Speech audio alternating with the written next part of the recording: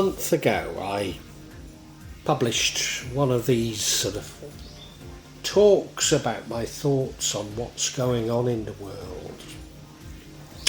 Future of Mankind, I think I called it.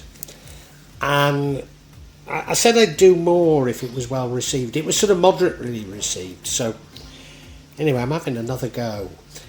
What I did was I used the tarot to guide me.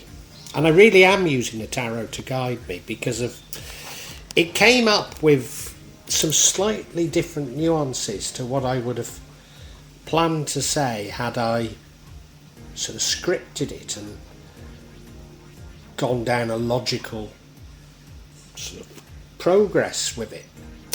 Carol Barker, who's somebody that, well, I've never met her, but you know, we've corresponded for some time now outside of this channel, and she pointed out as something of a fallacy in my last reading, and you know, Carol, I know, I agree with you, but it just goes to prove that I'm using the tarot, I'm following the tarot, and the tarot did push me towards what are seemingly somewhat illogical conclusions. I think they're somewhat explained in this new reading. Now, it is a tarot, but it's not for a zodiac sign. It's about us all. It's about humanity. It's about what's happening in the world, how the world is changing. So it's for all of us and should be of interest to all of us. And it's not time bound, you know, whenever you see this is the right time to listen to it for you. But it's clearly about changes that I believe are going on right now, which is August 2023. But yeah, whenever you hear it, it's probably still relevant. So once again, I hope you get something from it. I hope you enjoy it, and please comment and, you know, give me some encouragement to keep doing these.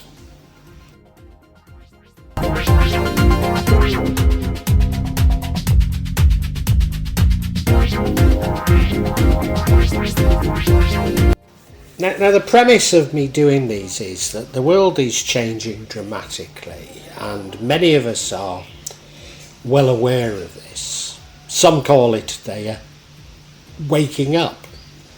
Not necessarily a word I like, but it does sort of sum up the feeling of what's happening to so many of us. So it's trying to explain these changes. What are the changes going on in the world, and how is the world changing? And blow me down, the central card, in other words, the card that dominates everything else, is the world card. And this is saying that major cycles are ending and new cycles are beginning. Yeah, cycles ending and new cycles beginning. Now, I'm as guilty as the next person for suggesting that this ending of cycles feels like something of an Armageddon. But more recently, I've been thinking, no, that time is a human construct. So what is an ending but simply a new beginning? And that's certainly what this card is telling us. That a whole epoch, a way of life, is coming to an end, but a new one begins. And of course, if there's no ending and there's no beginning, it's just cycles, then what is life and death? Or what are heaven and hell? Now, I'm just asking those as questions at this moment in time. But I think that the answers are quite profound if time is cyclical rather than linear. And the other thing I'd say about this world card, it should bring about luck.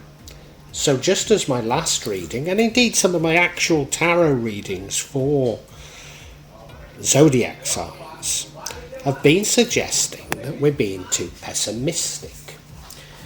And when you have this card, it does suggest that there's grounds for optimism.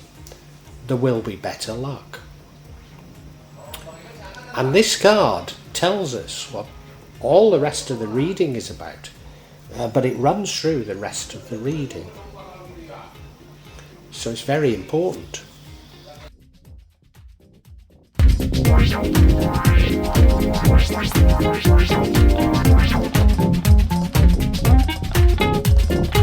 Now in the past we have the Devil card.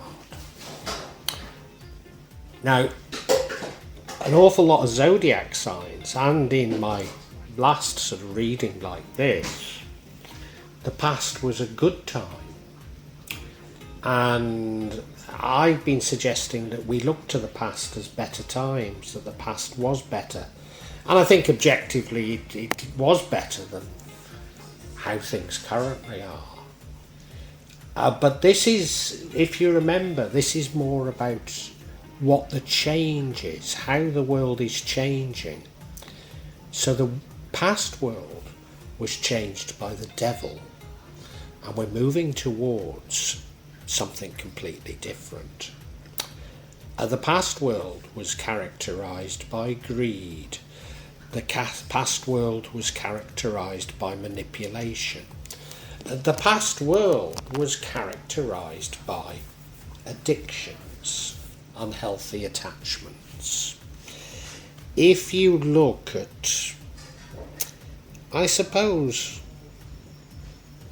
almost anything that we create now in the name of technology, maybe even of science, then they're all about getting us addicted to consuming certain things, addicted to certain feelings, addicted to continuing to create vlogs on YouTube, even though at best, and I mean I've not received any money at all yet, but at best I earn $5 a month.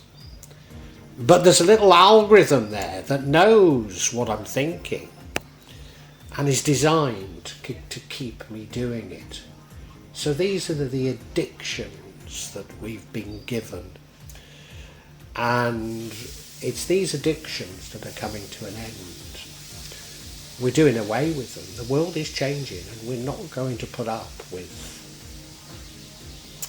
I don't know, you might want to talk about tobacco, you might want to talk about alcohol, you might want to talk about narcotics, but it's far more than that, you know. What about brands? You know, I've got two stepdaughters. Both are lovely girls. One studied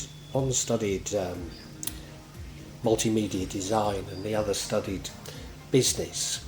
And the one who studied business, she will, you know, buy cheapish products, unbranded products. Sometimes even she buys products that are fakes.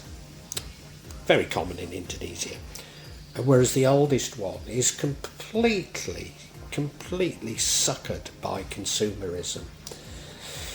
She buys a product by its brand packaging and what it says on the packaging, and apparently she's highly embarrassed about the younger one wearing these fakes. And apparently in Indonesia, people say that people who wear fakes are stupid. Where does this snobbery come from, eh? Where does it come from? Isn't it an addiction to consumption, addiction to brands? Well, I think this is going to be swept aside. I really do.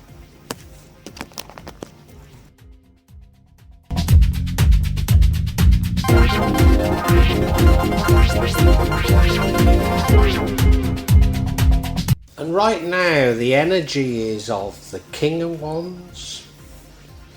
I always think he looks a bit sinister, a bit untrustworthy, but let's not run with those feelings. He's a doer. He's somebody that creates things. Could even be an entrepreneur, a natural entrepreneur. And I think it's saying, and I've been getting, sorry, I need to say that I've been getting messages from the tarot for a long time that we ought to hang around, that we didn't ought to act, we ought to see what's happening.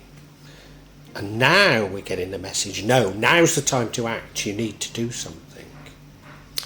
You need to start creating this better world, this better future.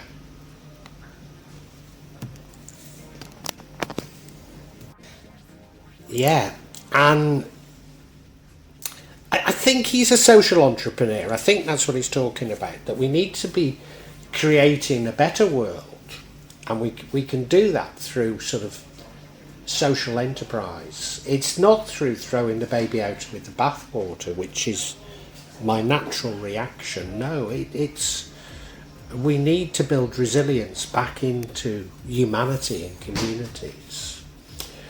And it seems to me that what we've lost is we've got a crisis of confidence, because we've all realised that we've been lied to, we've been manipulated, that everything we do only helps the rich get richer. What's the point of doing anything? And I think this card is saying, rebase it. Let's talk about social enterprise. Let's talk about doing things for humanity and acting as an entrepreneur, doing things and having confidence in the future. But it's a different future. It's not a future whereby a select few get everything.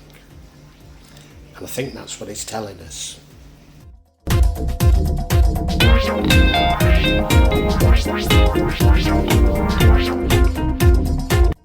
Now we've got the current thing we need to be doing is social enterprise. But in the future we need to be investing. Because this crisis in confidence is, I mean, I've even been listening today at how very prominent researchers at Harvard have been basically cheating, fudging their results, you know. How's this happened? Both my parents died recently in the UK, and I don't think I'm allowed to say what I really mean, but you know, the National Health Service, the NHS, had a hand, let us put it that way, in both of their deaths. It's lost the plot, hasn't it? Completely lost the plot. And you know, I've not been in England for a while, but nothing works anymore. It's become almost like Indonesia. You know, there were train strikes, but you know, the trains were in a dreadful condition anyway. I couldn't buy a loaf of bread from the bakers because they refused to accept money. We're not investing for the future. All we've done is we've allowed some parasites to asset strip everything we've created, all those investments that we communally made in our communal future. We've allowed some greedy people to asset strip. In the future, we've got to replace those assets. We've got to replace them, and we've probably got to replace the greed as well, but you know, we have to start reinvesting. We have to find a reason for reinvesting. And that has to be on a communal and shared future.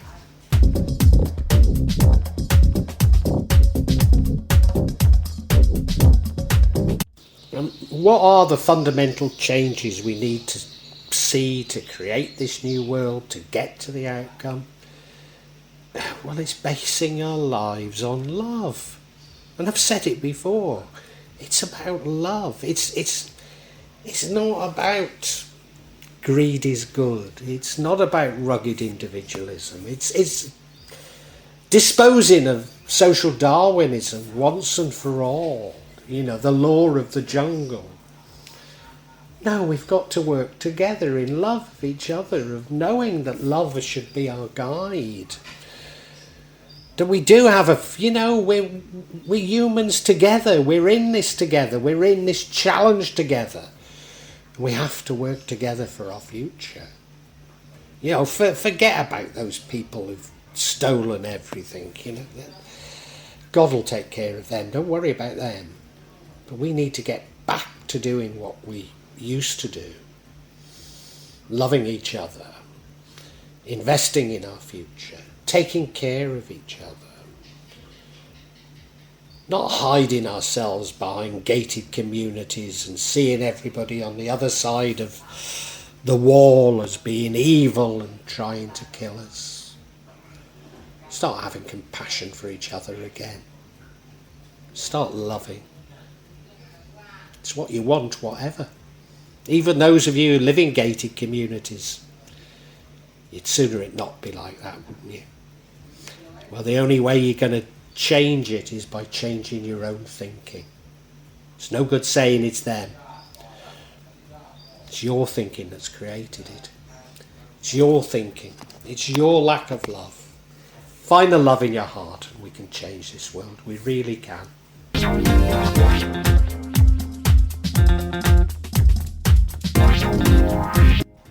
Now, I think there's a little warning here about what we shouldn't do. Because this is an energy that changes the outcome. And what we're being urged not to do is the energy of the magician. Now, had I not been through the 12 years experience I have of being a victim of black magic, I might jump to the conclusion that it's a warning that we should not use magic.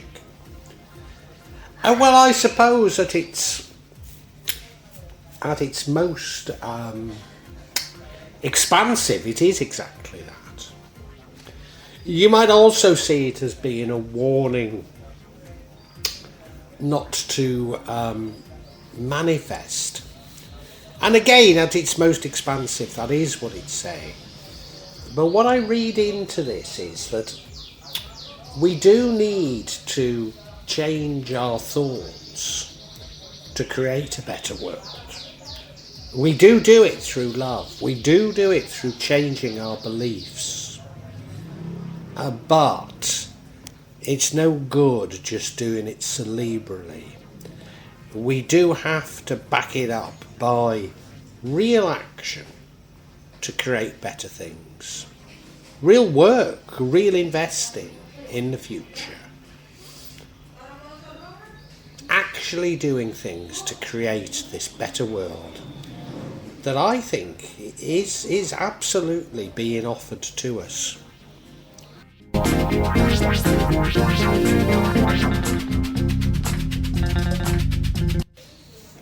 And I guess to illustrate the fact that this really is a tarot reading, I really am being led by the tarot.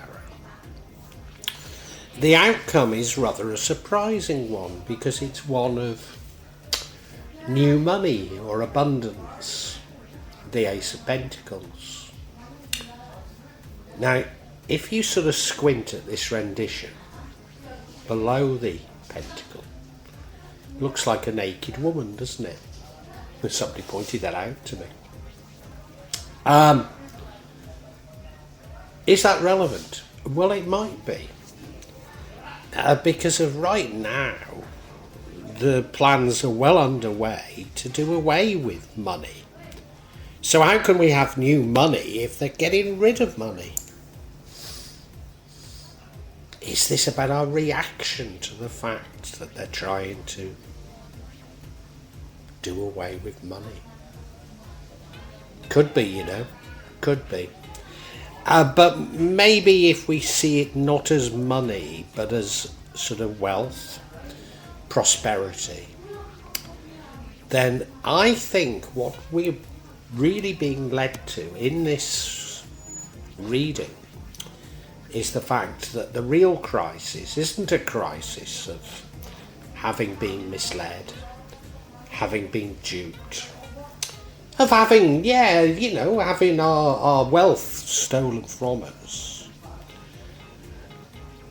It is, and having been censored for speaking the truth. People trying to convince us to what is blatantly a lie is true. A world, in fact, that is completely built on a deck of cards, a pack of lies, a world where there's no longer any business, all there is fraud. All there is deception. We're being urged to recreate the world based on love. Reinvest in the future, reinvest in community, reinvest in people. The tarot are saying it's not helpless, not at all. All we're doing is having a crisis of confidence. And the tarot is urging us to find that confidence back.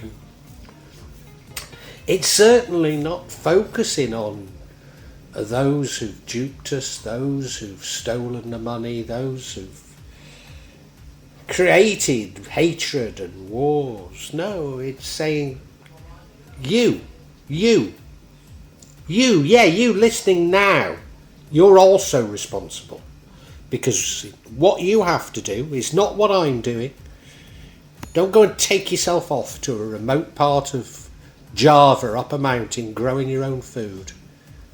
You need to step up and start doing something to create something new, something better. Create a better society. And if you do, we're going to be blessed with abundance.